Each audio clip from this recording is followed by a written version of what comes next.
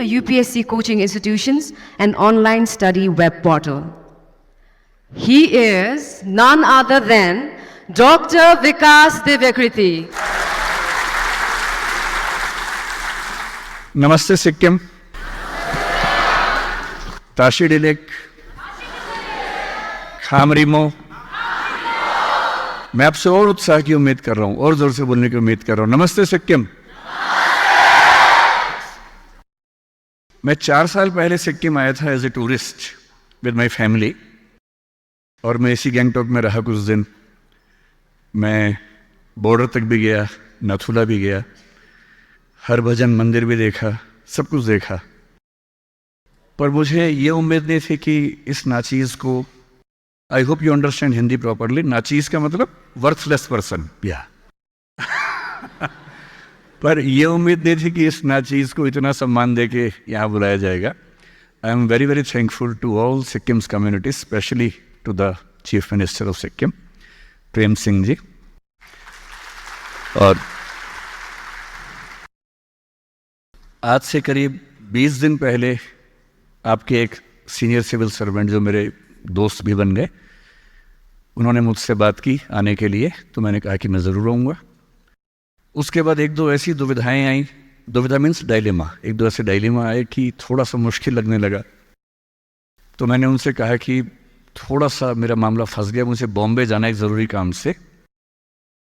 तो उन्होंने मुझे एक दो फ़ोटो भेजे। वो फ़ोटो थे कि सड़क पर बोर्ड लगा हुआ है जिसमें मेरी फ़ोटो लगा रखी है उन्होंने, और बोले कि सर वहाँ बच्चे इतना इंतज़ार कर रहे हैं आपका। तो मैंने कहा ऐसा है तो फिर अब कुछ भी हो तो मैं आऊँगा ही आऊँगा। फिर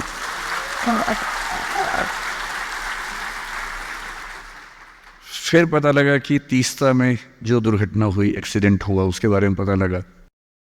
तो मुझे एक दो लोगों ने कहा कि इतना रिस्की है, क्यों जा रहे हो? और मेरा मन था कि जब हमारे देश का एक राज्य इस स्थिति से गुजर रहा है और बाकी देश वहाँ जाए भी नहीं, ये कैसा परिवार हुआ? एक परिवार होने का मतलब तो ये है कि हम वहाँ पर साथ में खड़े हैं। तो मैं अपनी आज की बात शुरू इसी बात से करूँगा कि जो हमारे सैनिक, जो हमारे अधिकारी, जो हमारे नागरिक इस आपदा में, इस डिज़ास्टर में जिनकी ज़िंदगी चली गई, जिनके परिवार के लोग चले गए, सबसे पहले उन सबको विनम्र श्रद्धांजलि, और उनके सम्मान के साथ ही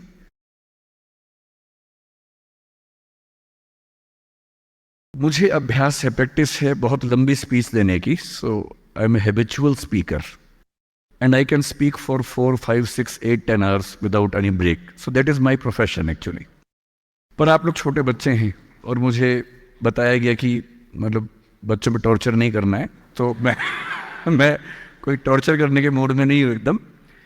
सो just to understand what exactly do you expect from me, तो मैंने कहा कि मैं पहले बच्चों से कुछ सवाल पूछूंगा। मतलब मैं नहीं पूछूंगा, बच्चों को कहूंगा कि वो मुझसे सवाल पूछें, जस्ट टू मेक श्योर कि आप किस तरह की डिस्कशन मुझसे चाहते हैं, so that I can speak on the topics you want. जो मुझे थोड़ा थोड़ा आइडिया है सिक्किम की यूथ के बारे में, एक तो ये है कि सिक्किम की यूथ को सरकारी नौकरी की बहुत इच्छा होती है, और शायद इसीलिए मुझे बुलाया भी गया होगा कि मैं सिविल सर्विसेज के लिए पढ़ाता हूँ। पर मैं तो सरकारी नौकरी छोड़ के ये काम कर रहा हूँ, इसलिए हो सकता है कि मैं बहुत सूट ना करूँ, मेरा अपना एग्जाम्पल बहुत सूट ना करे। दूसरा, मैं सिक्किम को लेकर कुछ बातों से बहुत खुश रहता हूँ। मतलब मेरे जो फेवरेट कुछ स्टेट्स भारत के हैं उनमें एक सिक्किम भी है, और उसके कुछ खास रीजंस मेरे पास है। मैं किसी स्टेट या किसी शहर या किसी देश का इवेल्युएशन या मूल्यांकन, अगर मेरी हिंदी मुश्किल हो आप बोल दीजिएगा, मैं और इजी कर दूंगा उसको, है ना। अगर किसी देश या किसी समाज को इवेल्युएट करना हो तो मेरे हिसाब से 2 कसौटियां सबसे बड़ी हैं। उसका जीडीपी कितना है वो बड़ी कसौटी नहीं है, वो कितना कमाता है, कितने पैसे उसके पास हैं, ठीक है। किसी समाज के पास ज़्यादा पैसे हैं, किसी के पास कम पैसे हैं, वो ठीक है। मेरी राय में, क्योंकि मैं सोशियोलॉजी का स्टूडेंट रहा हूँ, मैं कई विषयों का स्टूडेंट रहा हूँ, मुझे बड़ा मज़ा आता है अलग अलग विषय पढ़ने में, पर सोशियोलॉजी ने मुझे एक बात सिखाई कि किसी सोसाइटी में फीमेल्स का पार्टिसिपेशन कितना है ये बताता है कि वो सोसाइटी कितनी सिविलाइज्ड है। दूसरा, कोई सोसाइटी अपने बीच में जो माइनॉरिटीज़ हैं, जो अलग अलग कम्युनिटीज़ हैं, उन सब के साथ कैसे ट्रीटमेंट करती है ये बताता है कि वो समाज, वो सोसाइटी कितनी सिविलाइज्ड है। These are two fundamental parameters on which I value or weigh any society wherever I go. मैं घुमक्कड़ आदमी हूँ, दुनिया भर घूमता रहता हूँ, कई देश घूमा हूँ, कई राज्य घूमा हूँ, but this is how I try to judge a society. कुछ दिनों में तो मुझे पता लगा कि सिक्किम देश का वो राज्य है, सारे राज्यों में, सारे यूटीज में मिला के, जहां विमेन की वर्क पार्टिसिपेशन देश में सबसे ज्यादा है, नंबर 1 पे है। और अगर विमेन नौकरी कर पा रही हैं, घर से बाहर निकल के काम कर पा रही हैं, इसमें अंडरस्टूड है कि वो प्लेस अपने आप में सेफ भी है। अगर वो सेफ नहीं होगा तो वो घर से बाहर कैसे निकलेगा? कोई घर से बाहर निकले, नौकरी करे, क्योंकि नौकरी करने के मामले में मैं जिस बेल्ट से हूँ, मेरा जन्म दिल्ली में हुआ, मेरी परवरिश हरियाणा में हुई, अब मैं दिल्ली में रहता हूँ। उस बेल्ट में विमेन पार्टिसिपेशन उतना नहीं है। उसकी एक वजह शायद ये भी है कि सिक्योरिटी के इश्यूज थोड़े ज़्यादा रहते हैं। जब सिक्योरिटी के इश्यूज नहीं होंगे तो लोग बाहर भी निकलेंगे, काम भी करेंगे। और एक सोसाइटी जिसमें वर्क एनवायरनमेंट में विमेन को सबसे बेहतर स्थितियाँ मिलती हों, तो जब मैं देखता हूं तो मुझे फक्र होता है, गर्व होता है, प्राइड होता है कि उस राज्य में मैं आकर आप सबसे बात कर रहा हूं। तो पहली बात तो ये खुश रहने की, और हमें पता होना चाहिए कि हमें किन बातों पर खुश रहना है। हम सबके जीवन में ऐसी बहुत सारी बातें हैं जिन पे हमें खुश होना चाहिए, पर पता नहीं होता हम लोगों को।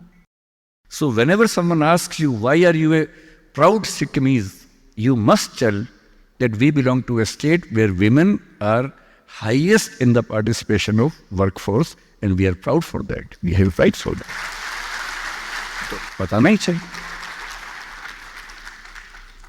So, when the resident commissioner of Sikkim Bhavan in Delhi, Mr. Ashwini Chand, talked to me और मुझे कहा कि आप आएंगे तो अच्छा रहेगा, तो जो उनकी पंच लाइन थी, जिस लाइन के बाद मुझे लगा कि जाना ही होगा, वो थी कि सीएम साहब भी टीचर रहे हैं।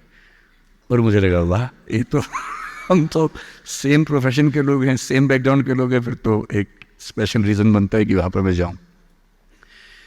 तो सेकंड पैरामीटर जो मैं आपसे कह रहा था, मुझे यहाँ की डेमोग्राफी के बारे में आइडिया है, ठीक ठाक आइडिया है।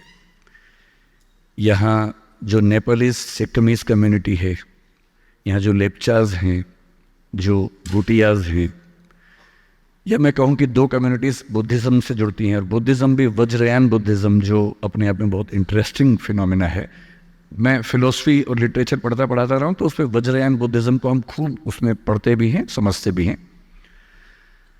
मेरे लिए बहुत इंटरेस्टिंग फिनोमेना है कि एक समाज जिसमें 3 कम्युनिटीज़ मेजरली और बहुत सारी कम्युनिटीज़ बहुत कम पार्टिसिपेशन के साथ रहती हूँ, और मैं हिस्ट्री ढूंढ के थक गया, मुझे आज तक ऐसा नज़र नहीं आया कि यहाँ कभी कम्युनल क्लैशेस या टेंशन्स होती।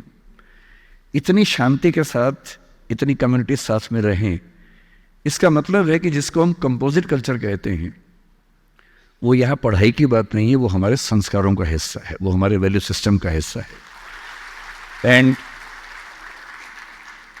Ultimately in the world of values, in the world of ethics, हम ये मानते हैं कि कॉस्मोपॉलिटनिज्म सबसे अच्छी वैल्यू है, जिसका मतलब है कि समाज अपने हर व्यक्ति को, वो जिस बैकग्राउंड से है, जिस फेथ के साथ है, जिस तरीके से जीता है, उसको उसी रूप में एक्सेप्ट करे, उसके ऊपर अपने आप को हावी ना करे, उस पर दबाव ना डाले, और एक